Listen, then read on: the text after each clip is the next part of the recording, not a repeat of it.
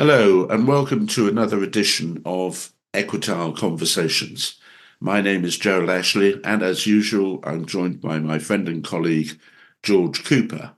And today we're going to dive into the quite wide and deep topic of human behavior and how we interact in investment markets, things that we may not even realize that we're causing problems for ourselves with. And this is the whole area of behavioral economics. And if you want to look at a narrow point, investment biases.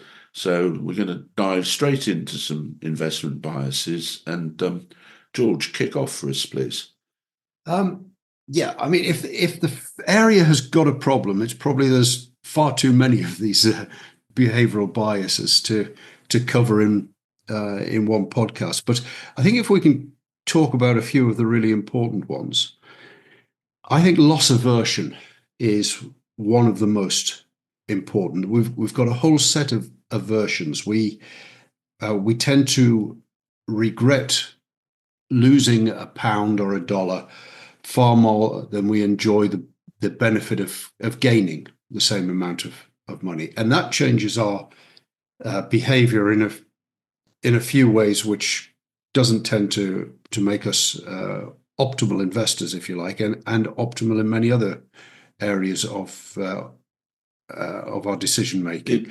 It sort of skews our judgment in that I'm thinking if we're in a loss, all we can think about is how we get that loss back.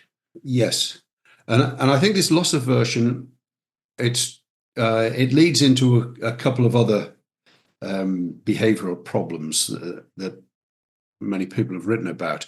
One is regret aversion and how we think about the mistakes we make. So we tend to really regret what's called an active mistake.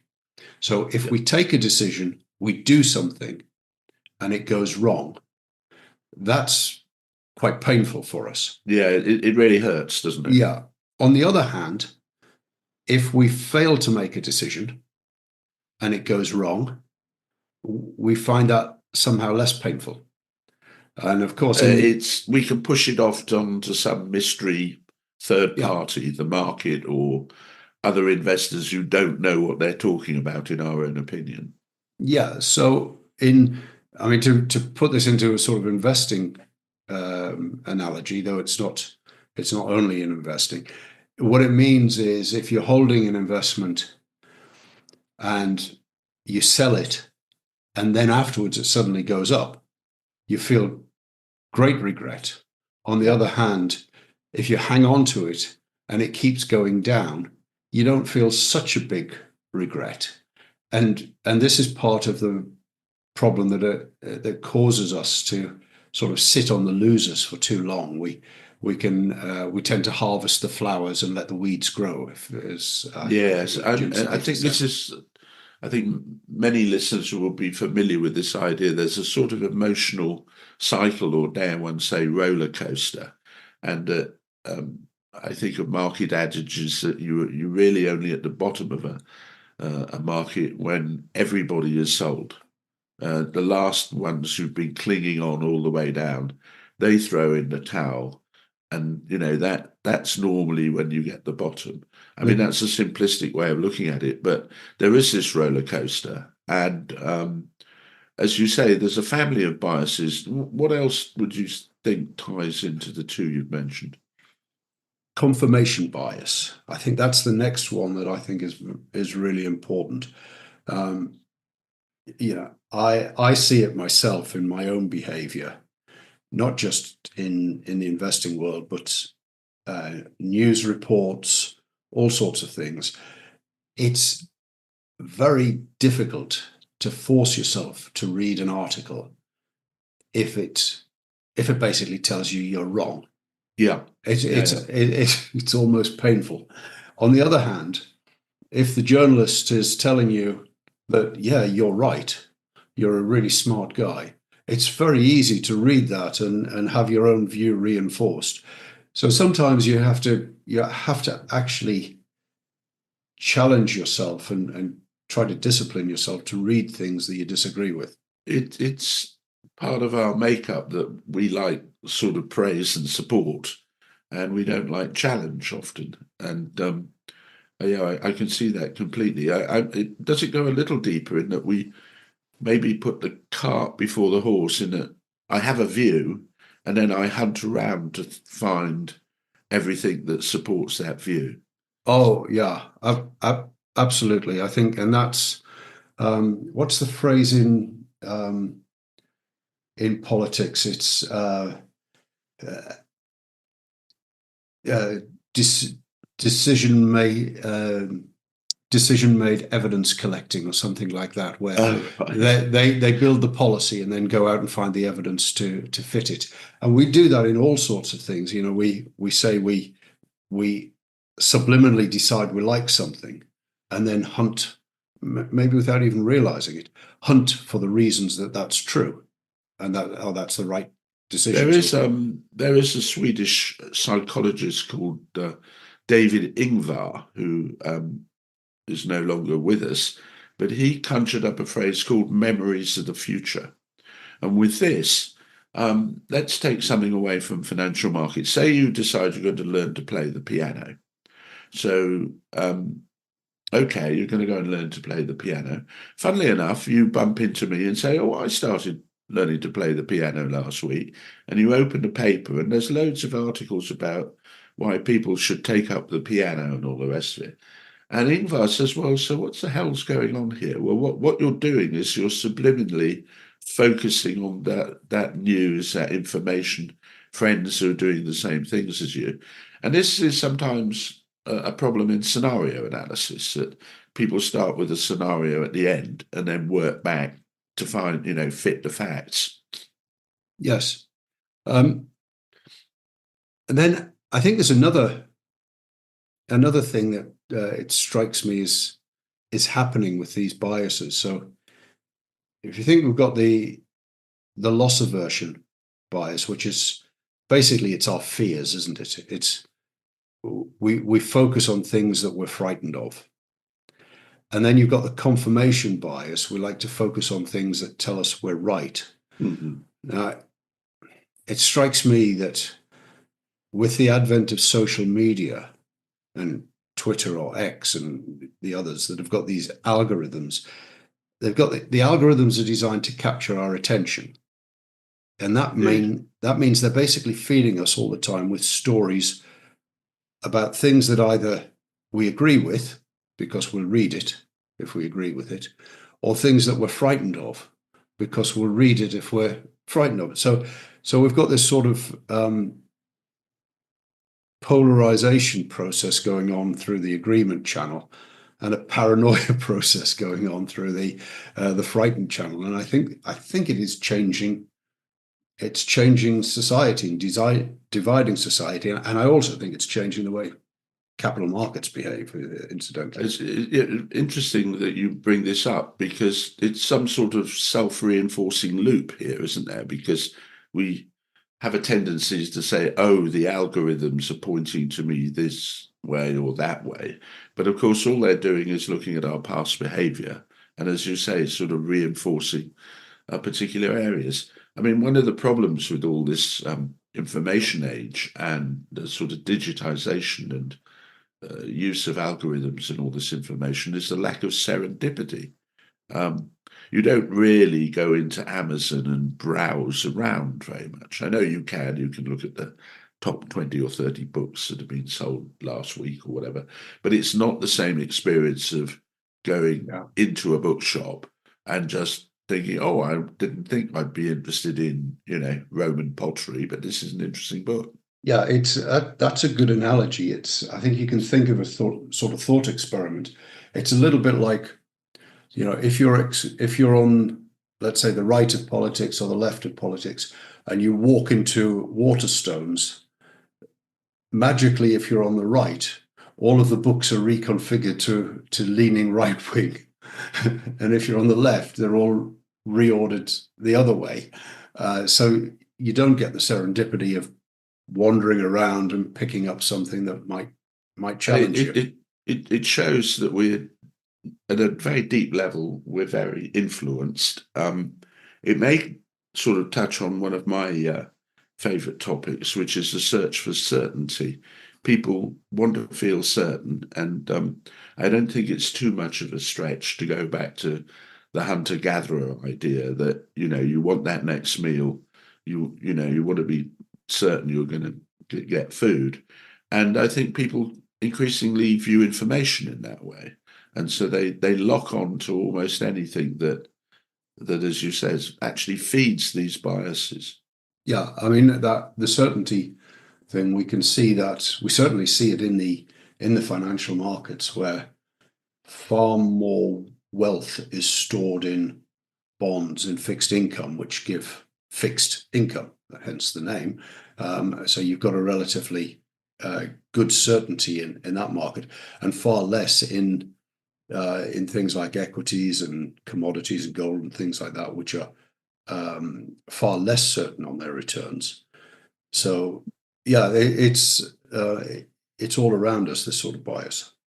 Now, it strikes me that there are kind of two elements here. The first one is to, I don't know, dare one say, is it a little bit like alcoholism? The first thing you have to do is admit that we are, prone to these biases and to be aware of them.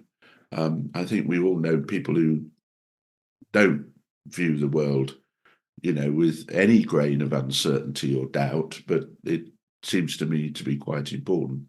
And then, of course, the $64,000 question: what the hell do we do all about, all of this? And that's a very difficult question, I think. It is difficult to deal with these biases. For myself, I can only say I've certainly found studying the literature and the examples in the literature do help make you more aware of your own biases. So at least you can see it in yourself. I can see it. I think I can see it when I'm making these mistakes myself, and hopefully that helps reduce them. But I don't think. Do you think things are amplified rather in a group? We can get groupthink, and you get 2 or 3 domineering personalities on a committee, and everybody else falls in line. So does all of this actually get heightened in group situations? Yes, I agree with that very much, Gerald. I think humans are, for the most part, not individual decision makers. Most humans in most things effectively crowdsource their opinions. You see it in fashions. You see it. I mean, it's what the advertising industry relies on. So yes, I think in groups, you can get a situation where effectively the larger the group gets, the less thinking goes on. Yes, because everybody just accepts the consensus. And we are now just sliding nicely into the sort of herd mentality, which is what we're describing. Yeah. Number of people think this is what causes overexcitement and then into bubbles. There's the American consulting firm Gartner have a curve called the hype curve, which I will try and describe without the aid of pen and paper for listeners. Essentially, a new technology or a new process or something appears on the scene, and excitement is a very strong upward curve. We get the press are on board. Everybody sees this as a new magic bullet that's going to solve everything. Inevitably, that thing is delayed or doesn't meet expectations and sort of falls off again until we find a genuine level where it may actually still make sense as a technology or an idea or a process, and then it starts to take off in a more gentle, normal fashion. I guess we could say that may be what's going on at the moment with AI. I mean, you can't move now without everybody telling you whatever it is has been designed by AI. without being unduly cynical, I expect coffee shops will soon be telling us that the precise process of your cappuccino will have been driven by AI. So I just feel that's just an example of hype and herd mentality, and difficult to stand against that because you say, well, hang on a moment, isn't this all overdone? But the thundering herd will continue. Yeah, I mean, I've got, as you know, Gerald, one of my favorite curves in in economics is the Laffer curve. I actually think I think the Laffer curve applies to almost every social and economic policy, as in too little is often inefficient, and too much is often inefficient. Well, give us a little description here. This is basically marginal returns actually go to zero and then fall away. Well, the Laffer curve was originally used to describe the return on taxation. So if you set your tax rate at zero, obviously the government gets no income. But if the government sets the tax rate at 100%, nobody does any work, so they also get no income. So there must be some revenue maximizing point between those two extremes, which gives you the maximum return. The sort of sweet spot, really. Yeah, the sort of sweet spot, and we're probably already on the right-hand side of the curve in the UK, because we're already seeing that the Labour Party's tax rises that have just been brought in seem to be reducing the tax take. So that's the sort of original version of the Laffer curve. And I think we can take the same curve and apply it to decision making in groups, and that is, in a small group, you get a robust discussion of opinions and probably a better opinion formation process. But as n rises, where n's the number of people in the group, you increasingly get herd behavior, where most of the people don't bother to think for themselves and just defer to the opinion of the group. So you actually end up with less discussion, and the group is sort of collectively less intelligent. There's safety in numbers, of course. Nobody wants to be writing the minority report on a committee, or they like to try and avoid it. And so there is that sort of almost centrifugal force that pulls people to this activity, or this behavior. Yeah. So I would sort of say, there's a famous book, The Wisdom of Crowds. I would maybe amend that slightly and say it should be the wisdom of small crowds. Right. Rather than very large crowds. But that's I think that's herding behavior is another behavioral problem that we suffer, that is also, I think, being made worse by social media, because we've now got huge crowds in a way that we never had before. Yeah, and I think also where social media has jumps in is maybe one last bias, so we don't carpet bomb people with all these issues, is so-called recency bias. So, oh look, here's an instant bit of new news. Incredibly important. It's much more important than all the information we've been gathering over the last 6 months. That may or may not be true, but one of the things with technology is the ability now to receive news reports from all around the world almost instantaneously.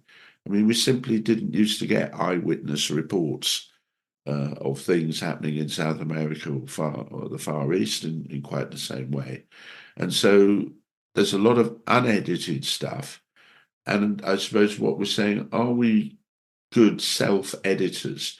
Are we good at saying, okay, that bit of data or news is new and significant, but not to throw out, the rest that came before, so to speak. Yeah, I mean, all of these things, I think, are all very present and maybe being amplified. There's another. Having said that, there's too many biases. I'll coin another one here, and that's related to what I think you just said, Gerald, which is what I call proximity anxiety. And I've noticed. Now that's a new one to me. Yeah, I've noticed this in a few different ways. I've noticed there's a sort of spatial proximity anxiety in that we often tend to see the worst in things that are closest to us relative to things that are more distant. I've noticed this in my friends and colleagues who come from different parts of the world, including myself, who comes from the UK. I tend to be more skeptical about UK companies. My Australian colleagues tend to be more skeptical about Australian companies.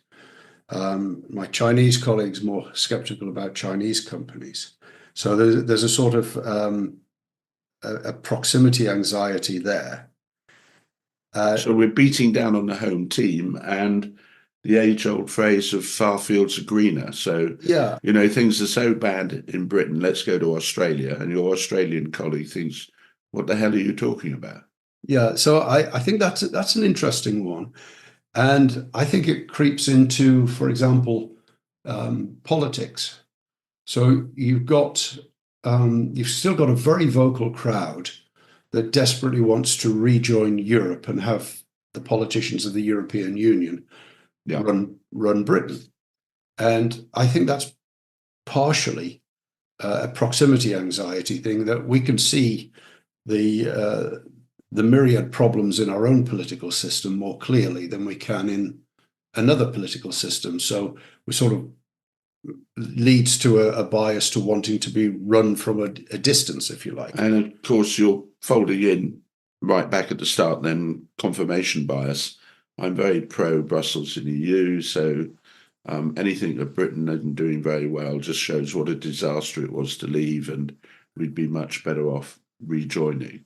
And that can be very heavy confirmation bias. And exactly, that's just one example. It could be in lots of areas.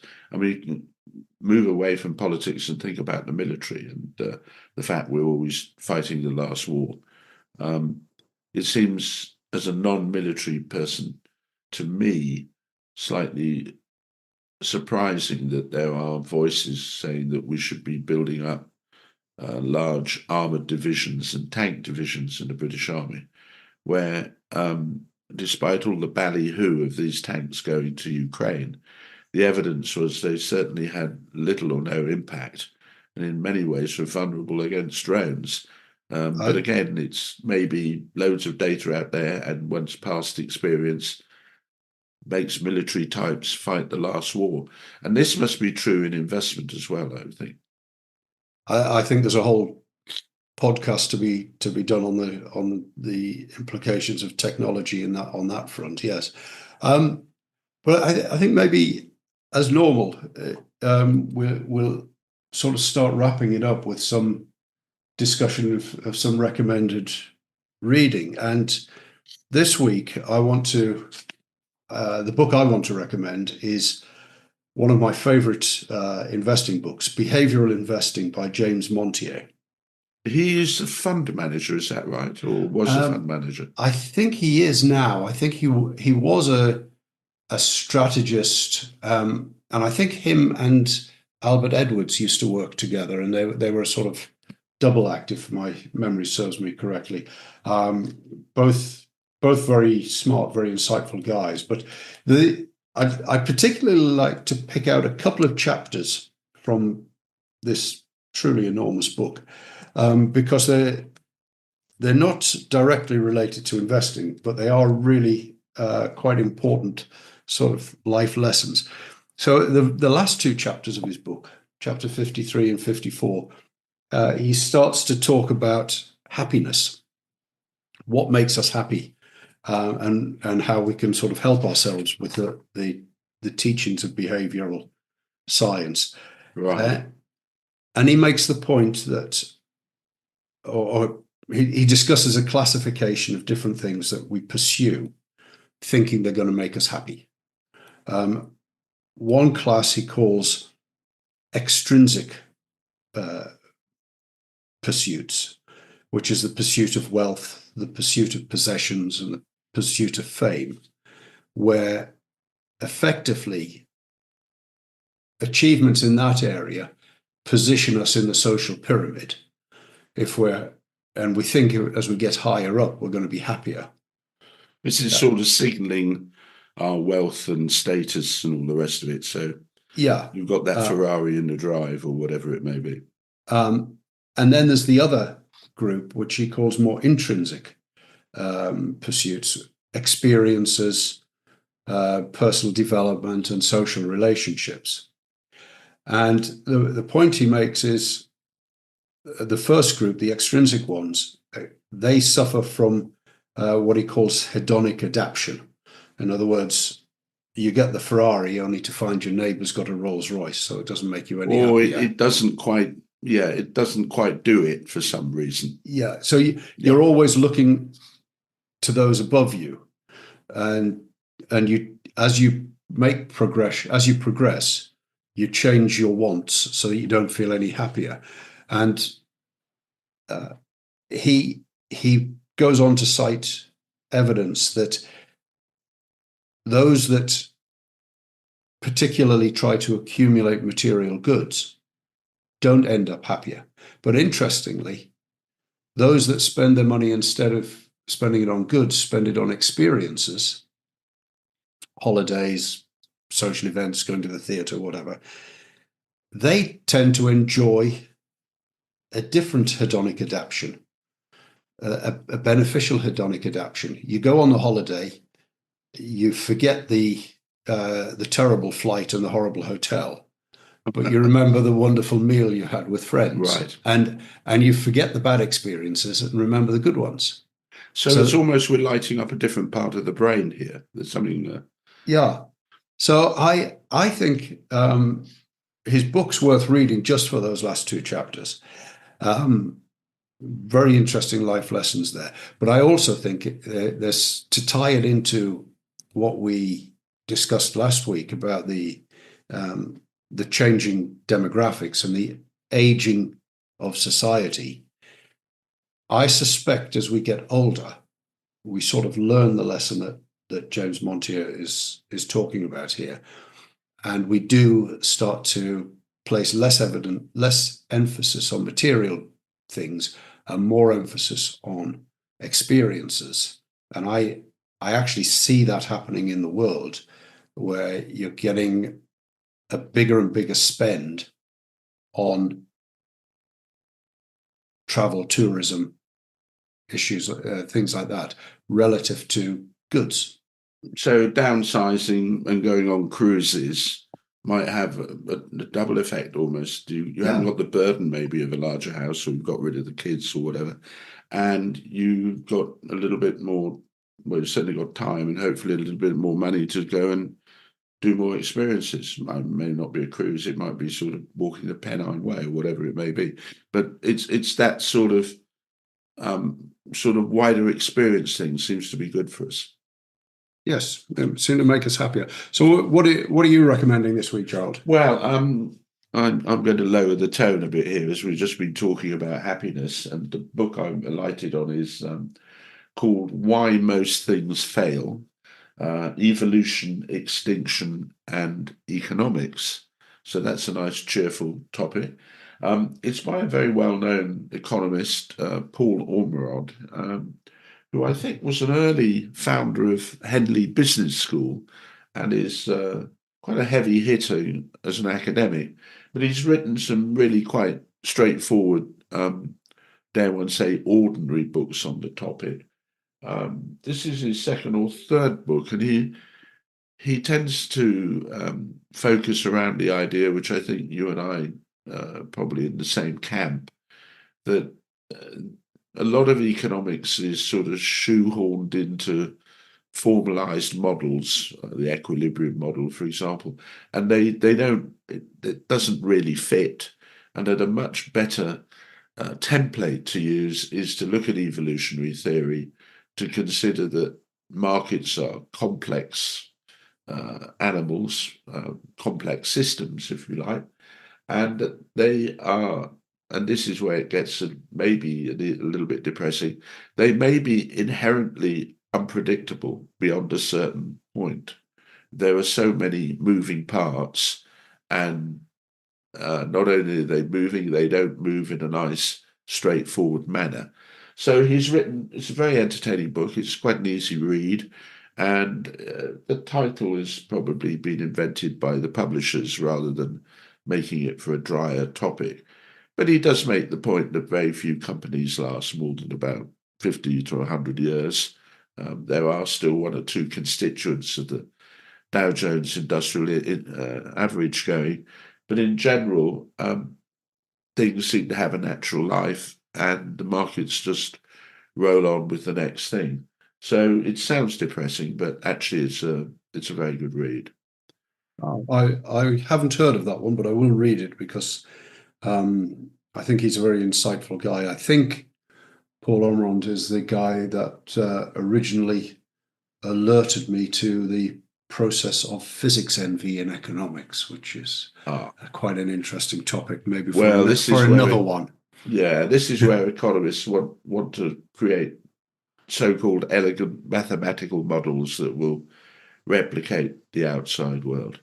On that note, I'm going to go off and worry about all my biases now. And